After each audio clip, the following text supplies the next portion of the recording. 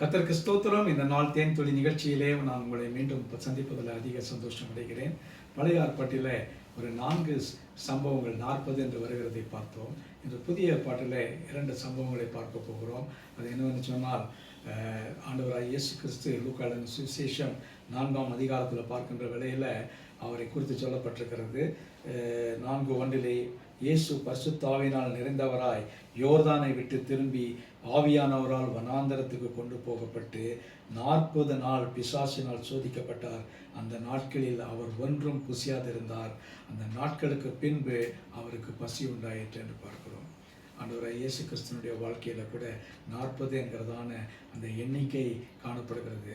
அவருடைய வாழ்க்கையில் அவர் ஞானஸ்நானம் எடுத்து கரையேறின உடனே அவர் அந்த இடத்துல பரிசுத்த ஆவியானவரால் நிரப்பப்படுகிறாராக இருக்கார். பரிசுத்த ஆவியானவரால் நிரப்பப்பட்ட பின்பு அவர் வனாந்தரத்துக்கு ஆவியானவராலேயே வழிநடத்தப்படுகிறார்.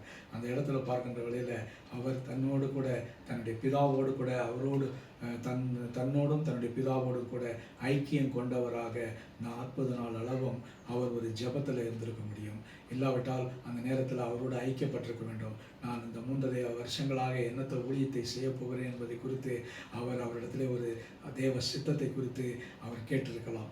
அந்த நாளிலே அவர் செய்ததான காரியம் 40 நாள் அளவும் ராத்திரியும் பகலும் அவர் புசியாதிருந்தார். அதனால் உபவாசத்தில் இருந்தார் என்று பார்க்கிறோம்.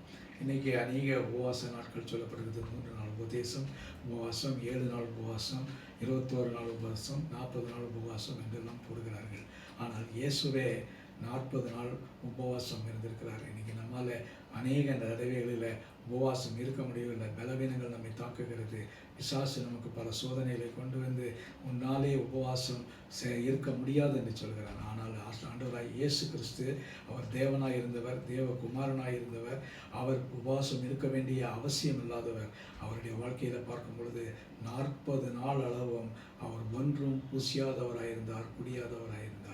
அவருக்கு தேவையா? இல்லை. ஆனாலும் கூட அவர் தன்னுடைய ஊழியத்தை ஆயத்தப்படுத்துவதற்காக தன்னுடைய பயணத்தை மேற்கொண்டு அநேகருக்கு அற்புதங்களையும் அடையாளங்களையும் செய்ய வேண்டுவதற்காக ஆயத்தமாக அவர் 40 நாள் அளவும் அவர் வனாந்தரத்திலே தனித்திருந்து உபவாசித்திருந்தார் என்று பார்க்கிறோம். நம்முடைய வாழ்க்கையில் கூட இயேசுவே உபவாசித்திருக்கிற பொழுது நாமும் கூட இந்த உபவாசத்தை கடைபிடிப்போம் என்று சொன்னால் நிச்சயமாக நமக்கு ஆசீர்வாதம் கிடைக்கும். இந்த நேரத்தில் ஆண்டவரை நோக்கி பார்ப்போமா? நல்ல ஆண்டவரே, ஆண்டவரே நீரே இந்த உலகத்தில் வந்து இரட்சகராக ஆண்டவரே எங்களுக்கு முன்மாதிரியான ஒரு பாடத்தை கொடுத்து 40 நாள் அளவும் ஆண்டவரை ஒன்றும் புசியாமல் குடியாமலும் ஆண்டவரை உபவாசம் இருந்தேன் என்று பார்க்கிறோம் ஐயா.